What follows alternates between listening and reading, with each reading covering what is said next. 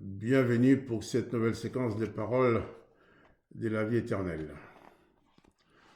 En ces débuts d'année, beaucoup de gens nous présentent leurs vœux, leurs souhaits.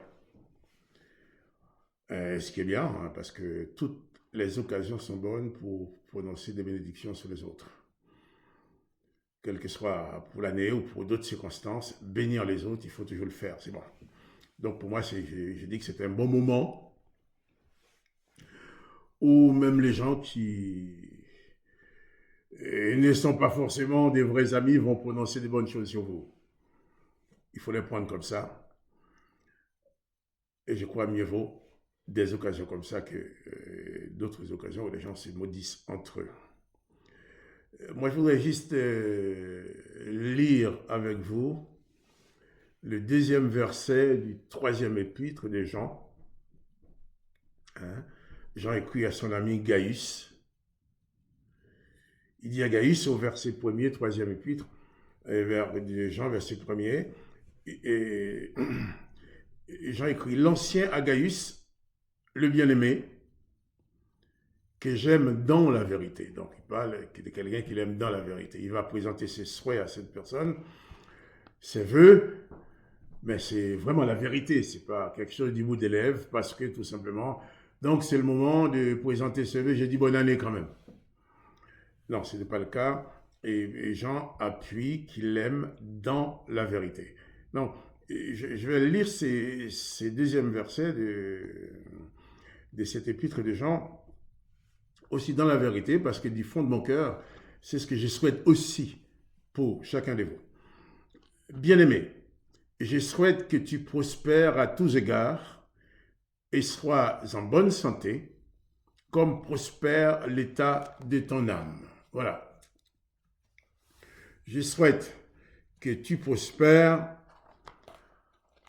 à tous égards, que tu sois en bonne santé, comme prospère l'état de ton âme.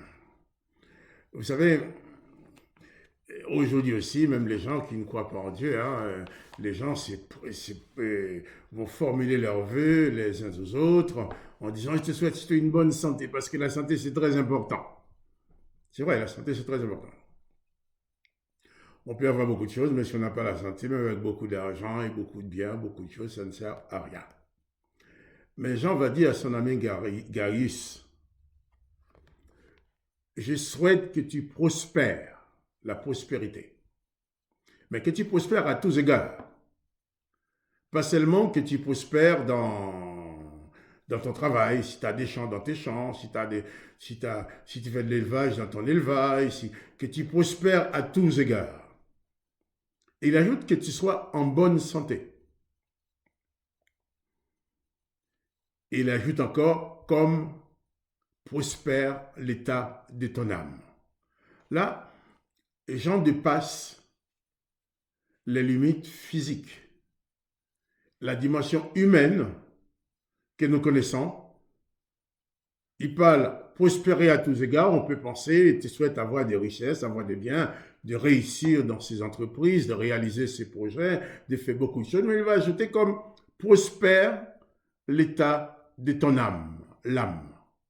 Parce que là, il y a peu de gens qui, dans leurs souhaits, ont dit bonne année, bonne santé, que ton âme soit en bonne santé, que ton âme soit prospère. Mais là, j'en dis comme prospère l'état de ton âme. Et moi, aujourd'hui, j'ai envie de dire, non seulement j'ai envie, mais je le dis à toi qui regardes cette vidéo, j'ai pris de tout mon cœur que toi aussi, tu prospères à tous égards, que tu sois en bonne santé et que même l'état de ton âme puisse aussi prospérer. Et je dis même, en écoutant ce que je dis là, même si tu ne me connais pas, je ne te vois pas, mais j'ai pris dans le nom de Jésus, si tu as une maladie dans ton corps, que cette maladie s'en aille et que tu retrouves une bonne santé. J'ai pris que tu sois en bonne santé, dans le nom de Jésus-Christ. Le mal est là, dans ce monde, mais nous qui sommes en Jésus-Christ, nous avons le privilège d'avoir Jésus-Christ pour sauveur, qui nous sauve du péché, même de la mort et de la maladie. C'est vrai, tous nous devons mourir un jour, mais nous ne sommes pas obligés d'être torturés par la maladie pour mourir. Hein? Tu peux être en bonne santé. Si le Père veut t'appeler auprès de lui, il t'appelle, tu viens. Mais je souhaite vraiment que tu sois en bonne santé. Je souhaite aussi que tu réalises tes souhaits dans tes entreprises, que tu réussisses, oui. Mais même si tu réussis, tu as beaucoup d'argent, si tu n'as pas la santé, effectivement, ça ne sert à pas grand-chose. Je souhaite que tu prospères à tous égards, que tu prospères dans ton travail, que tu réalises tes projets, mais que tu sois en bonne santé, au nom de Jésus-Christ. Comme doit prospérer également l'état de ton âme. Ça me ramène à un passage où, dans les Actes des Apôtres, chapitre 3, verset 6, là où Pierre et Jean, devant le temple, s'est trouvé devant un paralytique. Un homme qui mendiait. Certainement, les membres du Sanhédrin, les rabbins, les religieux passaient souvent, on lui mettait une pièce, il faisait ce qu'on appelle un mesvot. Il fait des mesvot, des bonnes actions. En donnant de l'argent à cet homme-là, en mettant une petite pièce dans son petit gobelet ou son petit plateau, ce qu'il avait dans la main, faisait une bonne action. Et Pierre et Jean arrivent devant cet homme qui mendie, comme d'habitude. Et eux, Pierre va dire à cet homme, regardez-moi. Ah, cet homme va dire, bon, moi, ce que je veux une pièce. Moi, je te regarde, bien sûr, je te regarde. Et à la grande surprise de cet homme malade, Pierre va dire, je n'ai ni argent ni or. Ah bon, tu as ni argent ni or. Qu'est-ce que tu me donnes? Pourquoi tu me dis, regardez alors, moi je demande une pièce d'argent, une pièce d'or. Je n'ai ni argent ni or, mais j'ai quelque chose à te donner. Quoi? Pierre va dire, au nom de Jésus de Nazareth, lève-toi et marche. Et les textes l'ont dit, dans le nom de Jésus de Nazareth, comme Pierre l'a dit, cet homme s'est levé, il s'est mis à marcher. Bien sûr, après, il y a des gens qui n'étaient pas contents parce que c'était les jours du Shabbat, d'une part, et puis bon, tous les jours, ils passent, eux, qui sont des religieux, qui ont la notoriété, ils donnaient qu'une pièce et tout, et puis ces gens-là arrivent à faire quelque chose, dans le nom de Jésus. Ce qui est formidable dans cette histoire, c'est que Pierre et Jean savaient qu'il n'y avait pas d'argent. Ils savaient qu'ils n'avaient pas avec eux de l'argent et de l'or pour donner à cet homme. Mais ils étaient conscients qu'ils avaient quelque chose. Pas quelque chose dans leur poche, pas quelque chose dans leur sac, pas quelque chose dans leurs mains, mais ils avaient quelque chose dans le nom de Jésus de Nazareth. Alors, dans le nom de Jésus de Nazareth, je te le donne, lève-toi et marche. Dans le nom de Jésus de Nazareth. Donc il faut quoi? Que Pierre et Jean, Pierre, lorsqu'il a parlé ainsi, savait qu'en Jésus-Christ, il avait ce pouvoir-là. Il avait cette capacité. Il avait ce droit aussi de proclamer la chose dans le nom de Jésus. Je n'ai ni argent ni or, mais au nom de Jésus, lève-toi et marche. Et je vais te dire aussi, moi, non plus, je n'ai ni argent ni or pour te donner, mais au nom de Jésus de Nazareth, sois en bonne santé. Au nom de Jésus de Nazareth, s'il y a une maladie dans ton corps, je donne que cette maladie s'en aille. Au nom de Jésus de Nazareth, si tu es dans la tristesse, eh bien, je donne que la paix vienne dans ta vie. Au nom de Jésus de Nazareth, si tu as une mauvaise santé, eh bien, je proclame une bonne santé dans ton corps, dans ta vie. Et je proclame aussi la prospérité de ton âme. Ah oui, on va dire que quelqu'un est prospère parce qu'il a travaillé, il a gagné de l'argent, il a une maison, il a des voitures, il a des biens, il a des choses comme ça. Mais ton âme aussi peut être prospère. Parce que si Pierre a pu donner quelque chose qu'il n'avait pas ni dans la main, ni dans la poche, ni dans son sac, mais il l'avait en Jésus-Christ, c'est que dans l'âme de Pierre, il était prospère. Il avait des croix. Dans sa foi en Jésus-Christ, il avait des croix à donner. Il avait des croix à donner à cet homme. Au nom de Jésus de Nazareth, lève-toi et marche. Et la Bible nous dit qu'en Jésus-Christ, nous avons tout pleinement.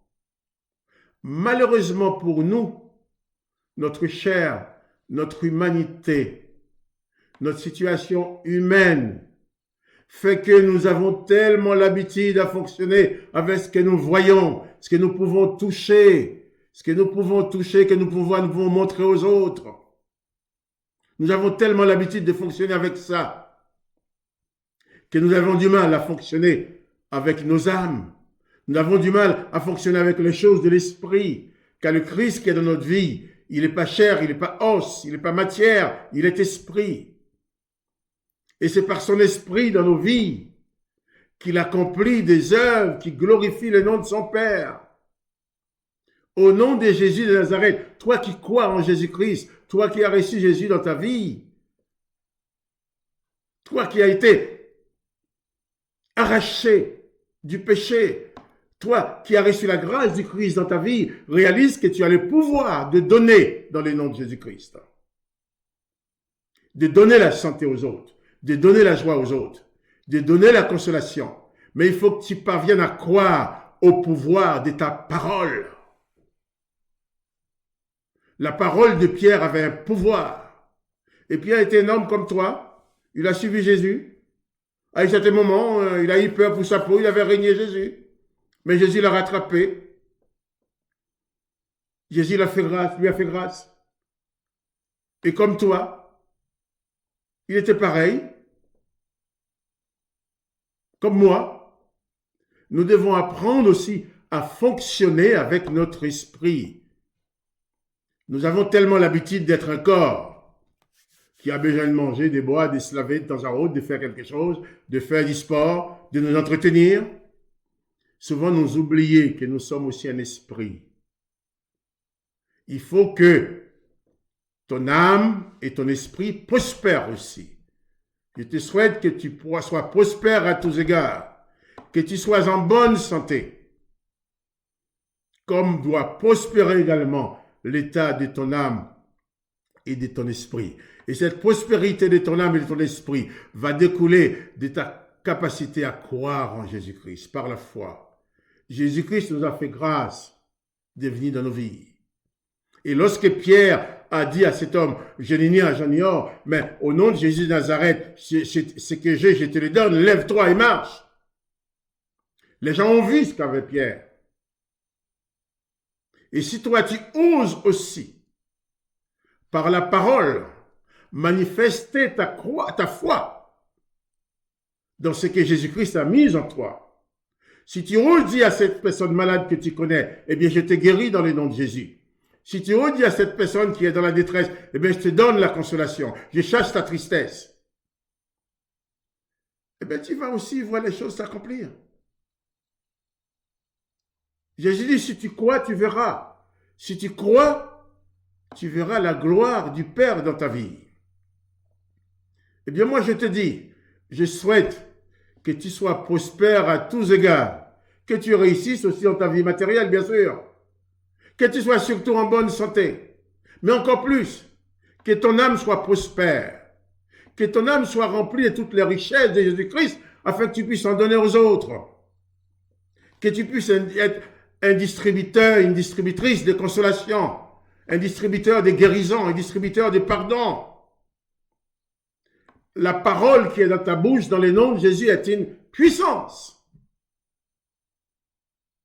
L'évangile que tu as reçu dans ta vie est une puissance.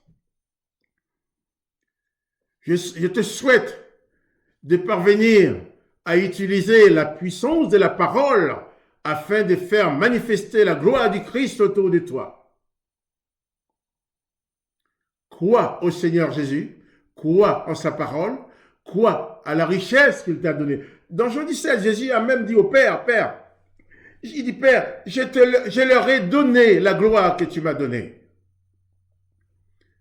Non seulement Jésus te donne sa grâce, il te donne le pardon, il te donne le pouvoir de devenir fils et fille du Père, de son Père.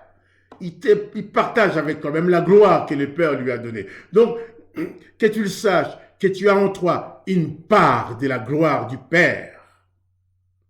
Une part de la gloire du Christ est en toi. Quand tu oses ouvrir ta bouche, manifester par la foi et proclamer les paroles de bénédiction, paroles de guérison sur quelqu'un en face de toi, eh bien, tu vas voir se manifester la gloire que le Christ a mis en toi. Cette gloire se manifestera et d'autres le verront et ils s'approcheront de Jésus-Christ.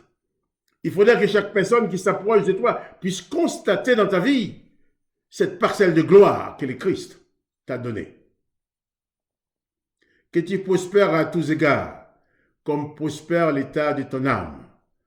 Il faut que chaque personne qui s'approche de toi puisse découvrir les fruits de ta foi, les fruits de l'Esprit de Christ en toi.